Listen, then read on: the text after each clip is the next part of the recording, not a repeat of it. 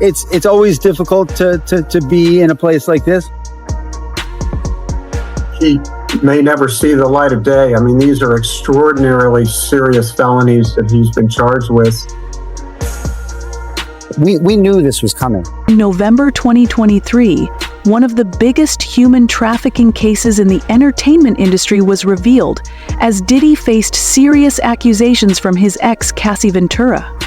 She accused him of trafficking and sexual assault, sparking a cascade of further investigations that opened a Pandora's box of disturbing revelations.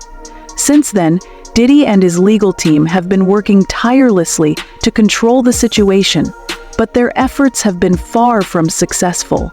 The scandal took a dramatic turn on the night of September 16, 2024, when Diddy was arrested at the Park Hyatt Hotel in New York, intensifying the public and media scrutiny surrounding him. As the case unfolds, questions surrounding his involvement in these grave accusations continue to grow, and many are eager to see how this will impact his career and his connections to other powerful figures in the entertainment world. Diddy Combs, accused of trafficking and sexual assault. Now, after the raid on his mansion, Diddy sought refuge at the Park Hyatt Hotel in New York. Initially, many assumed the allegations against him would fade due to his immense power and influence in the industry. However, as more victims came forward, the case escalated into a full-fledged federal investigation, revealing the scale of his alleged crimes. Diddy was arrested and charged with a 3-count indictment: racketeering, conspiracy, trafficking, and transportation with intent to engage in prostitution. But these charges were just the surface. Underneath were more serious accusations, including kidnapping, arson, bribery, forced labor, and obstruction of justice, among other crimes. What many thought was a case of sexual abuse expanded into a far-reaching criminal network. Homeland Security Investigations HSI Special Agent William S. Walker commented on the case, stating that the investigation had shattered any false belief in Diddy's impunity. He praised the victims and witnesses for their strength in coming forward, highlighting the deep manipulation, exploitation, and abuse that had been uncovered.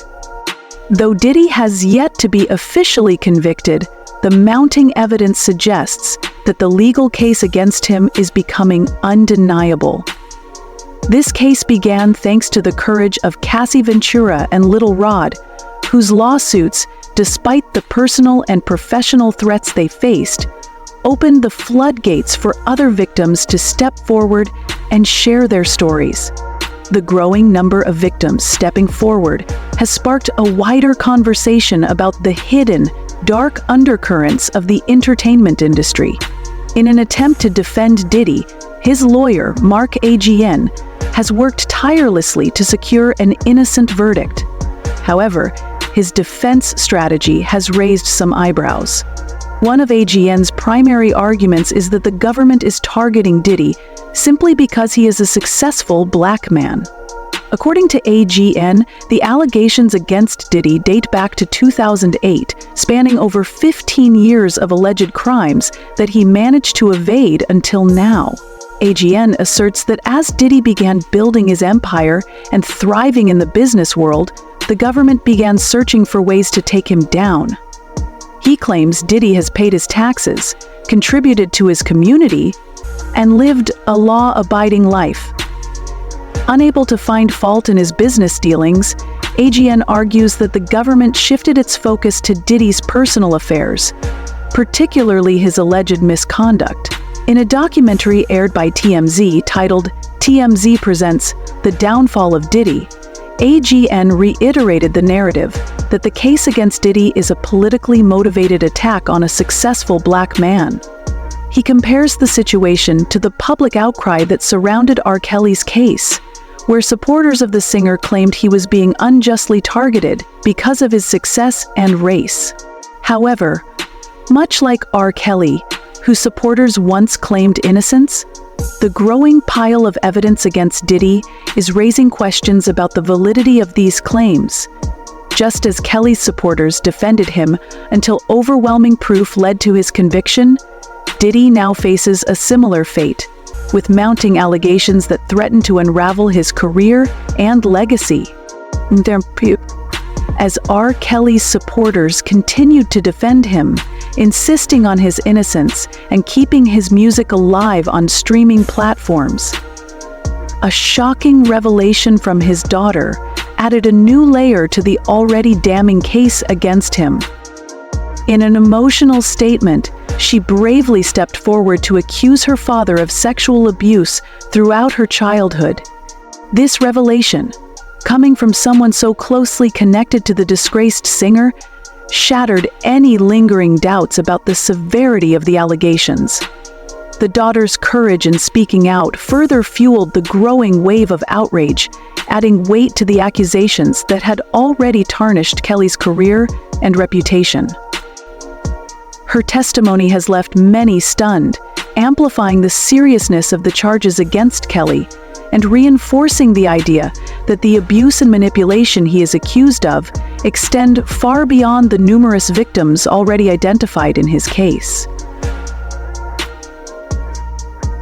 With this new testimony, Kelly's supporters face an even harder time defending him as the evidence continues to mount against him from all angles. Diddy Combs has been arrested in a Manhattan hotel this evening after a grand jury indicted the music mogul. Ever since R. Kelly's daughter made her chilling confession, the focus on his race seemed to quiet down, but Diddy's legal team, led by Mark Agnifilo, has attempted to use this angle to defend him.